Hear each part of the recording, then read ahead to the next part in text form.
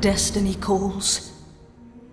With this sacred token, you are bound by oath to carry Sigmar's light and build a sanctuary against the darkness.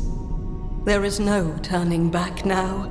The coin Malleus chose you, and by your deeds, or by your example, the Dawnbringer Crusades will see your people triumphant.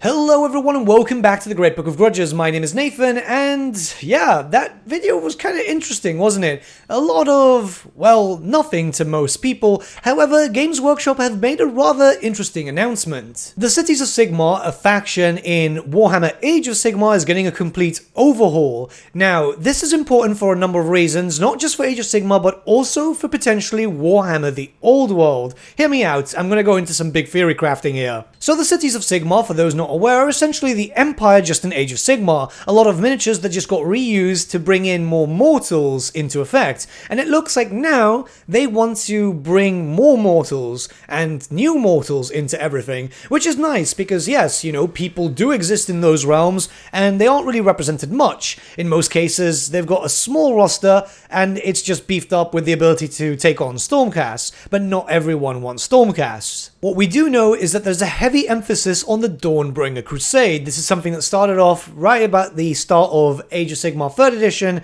and, you know, we got a little bit of art there, but it wasn't really a lot. So this is exciting because, well, let's be honest, a lot of those Empire minis are old, and I don't mean like, yeah, 5 years, 6 years, I mean like older. So getting some new casts, especially the fact that we're getting new humans, which didn't really get a lot of attention throughout the lifespan of Age of Sigmar, this is very, very good. And not only that, but we have something really exciting here. They've shown off some pre-renders, just some very basic concepts. So we can see them all here, and we're going to talk about it because they look really cool. And if you want a better look at them, the link to the article will be found in the description below, so you can just like zoom in and all that type of stuff. But with all that being said, look, there's a very heavy Sigmar feel because, you know, Cities of Sigmar. We're expecting them to look a bit more out there. We've already had a look at some new humans because they did release the Witch Hunter and the Daughter for that.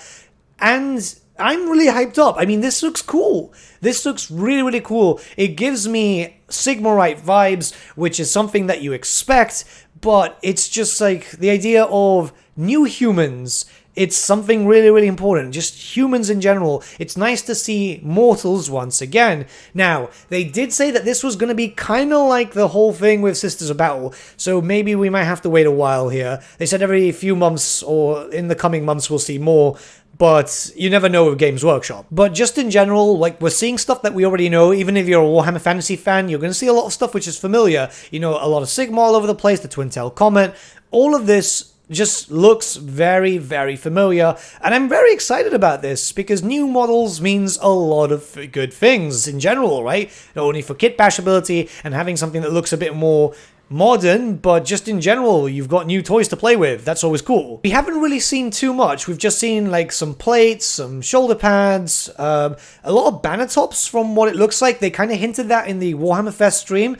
So everything does look quite standard, but in a good way, So I imagine that there's going to be a size creep, and that's expected, kind of like the two heroes that we have already, so it's the Van Dents, and that's a good thing though, because it allows for more, well, detailed models for you to paint. Now, we looked at those two models in the past, and look, let's be honest, they're on screen right now. They look like Imperial still. They still look like Warhammer Fantasy miniatures too, which is a good thing, because I have a theory, and well, I know some people might not like it, but it kind of makes a lot of sense. We're going to see a heavy base faction of humans that follow Sigmar, which kind of fits well with the old world, seeing as we do have a split with that timeline that we're getting, where there is a Sigmarite faction, a Tal faction, and a Ulrichian faction. So maybe cross-compatibility?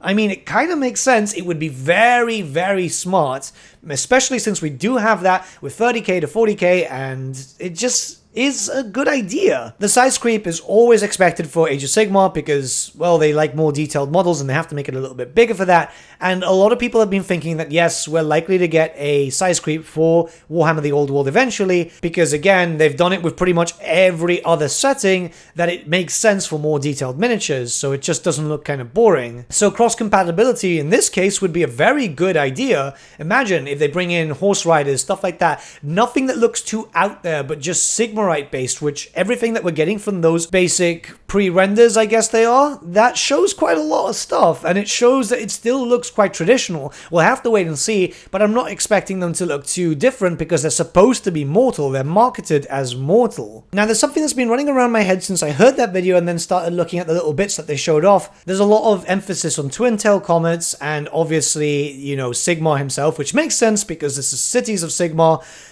but what if they're going to bring something back that a lot of people have been asking for too? I'm of course talking about the Sisters of Sigmar, because, you know, we've got like a nun-type character giving the monologue there, and let's be honest, Sisters of Sigmar were always really popular, especially when it came to, well, Mordheim was the big setting for them, and it would be nice. Look, I know a lot of people are like, oh, they shouldn't really take more from Warhammer Fantasy to bring it into Age of Sigmar, and if you're a Warhammer Age of Sigmar fan, I get it, but keep in mind that this is actually a smart way to just keep things moving along, tying the universe a little bit better, which I think is good for everyone all around. And, I mean, Sisters of Sigmar sound cool, right? For Age of Sigmar, the idea is to have battle nuns, which kind of fits with the theme, especially during a big crusade, like the Dawnbringer Crusade, so I guess it makes a lot of sense.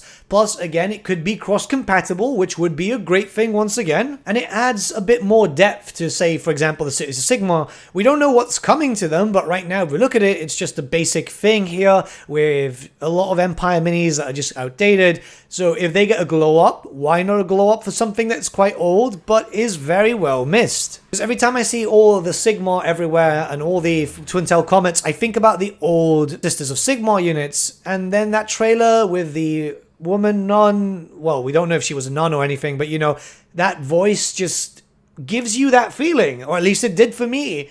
And I think that would be big hype. Look, I could be wrong, it's very possible, but I'm right now with a big theory crafting hat on because this is exciting. I can't wait to see more humans. It's about time that a lot of rangers start getting updated. So this is promising. This is very promising. Now, we're going to have to wait and see, and hopefully they'll keep us updated, and hopefully it's not very slow. They did mention in the Warhammer Fest live stream, which is where I got a lot of this information, that it was going to be very similar to that of the Sisters of Battle reveal, which they announced and then information came out once a month, I think, more or less. Was it that? And we didn't really get a full proper look until about a year, or the release was about a year later.